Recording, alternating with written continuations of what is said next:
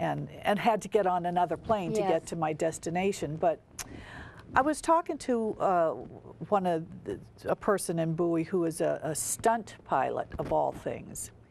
And so I was taking this long flight to Alaska, and I was really not looking forward was to. Abba with you? He did go to that one with me. Yes, he did. I mean, that was amazing. But it was such a long flight. You know, it was like 5 hours out to Washington, and then another 5 hours into Anchorage. I mean, it was just amazing. And so I'm thinking, how am I going to make this flight? I can't sleep 10 hours. And so he said, well, you got to look at it like this. He says, an airplane is like a glider. He says, you know, the space shuttle comes in without an engine. You're right. And it just glides in. And he said, so, you know, if it goes nose down, it's pilot error. And I'm thinking, well, suppose I have somebody who wants to go nose down. But that did help a lot. Did it really? Said, yeah, and I said, you know, when we talked about the turbulence in the air and what causes the turbulence and you know, but the thought that, yeah, you know what, the space shuttle comes all the way in from the space, comes right down. So but you're not on it. But no, I'm not on it. But you know what, it really did help a lot. So as did it really when the turbulence was coming, it would help. I mean, I had have a client who is a stewardess, and so no, they're not called stewardesses anymore. A flight attendant. Okay. And so I asked her about what do you do, how do you calm yourself, and she said, well, you know, I hate to fly, and I said. Oh, no, you're a flight attendant. And she said, well, I just buckle myself in and sit there and hang on and go, oh, geez, oh, geez, oh, geez. And I said, well, you're not much help. So I talked to the stunt pilot, and that really, really helped a lot. So, so you know, if you're flying, just realize it's a big glider. It's meant to be in the air. So. Okay, you had another great honor. You spoke at the UN. Oh, my gosh, yes. What was that like? That was unbelievable. That amazing. That was something I will take to my very grave with me. It is probably the most incredible day in my life. You know, I've spoke to different things. I spoke on the CEDAW for the violence against women, the worldwide violence against women, and I've spoken to Congress about the VAWA for the Violence Against Women Act. Congress too. But this was so different and so amazing. This was just. To have all these women in the room, 200 women who you could really make a difference in their life. Probably about 100 of them have been beaten and battered. Well, you know, that's what I was going to say. It didn't matter whether you were Kenya or Russia or Canada or where you were from. The women all wanted three things. The first thing they wanted was they wanted their husbands to stop beating them. Isn't that amazing? Yes, yes. I was there to talk about equal pay and how to get that, and that's what they wanted. The second thing they wanted was to say, I don't want any more babies. I'm done having babies. I'm not a baby machine anymore. And then the last thing they wanted is they said, you know what? I'm working the same thing you're working. Why aren't I getting even paid, much less equal pay? There was a woman from China who said, I'm in the same field as he is, and I'm not getting paid. And the field meaning the actual field, not and so that's what they wanted. So I was there to help them get an equal pay day together and help them. And that's very difficult because we don't know their different cultures and what they can do and what they can't do. And I had helped Germany get an equal pay day together. And of course that's why they wanted me to come out and talk to them because of the work and they had a very successful equal pay day. And now I have women writing to me from Russia and Canada and Germany. I have 3 ladies that I'm trying to mentor over the wires because they said that, you know, I was a good role model and they asked if I could mentor them. So while I was there, at the lunchtime, the lunchroom in the UN was a very long, narrow room. And coming, running across this way, pushing through all these people, this very tiny little lady was coming. Miss Diane, Miss Diane. And she kept going, she said, do you remember me? And I looked at her, I said, well, yes, I do. And she said, well, how do you remember me? I said, because I have your picture on my desk in the office. And she said, why? I said, because you made such an impression on me.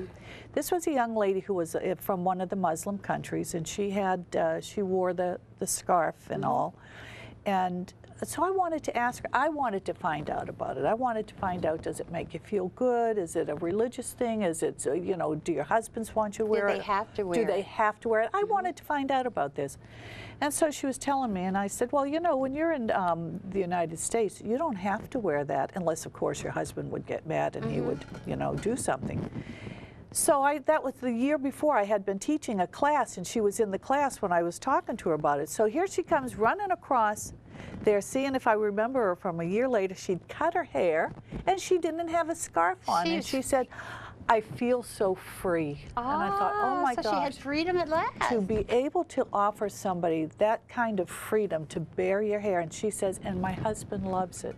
Oh. So when they're in the United States, she bears her head. So, you know, between that, the helping the women to get the equal pay, that day at the United Nations was the absolute most incredible day that I can ever remember, except for having my children, you know.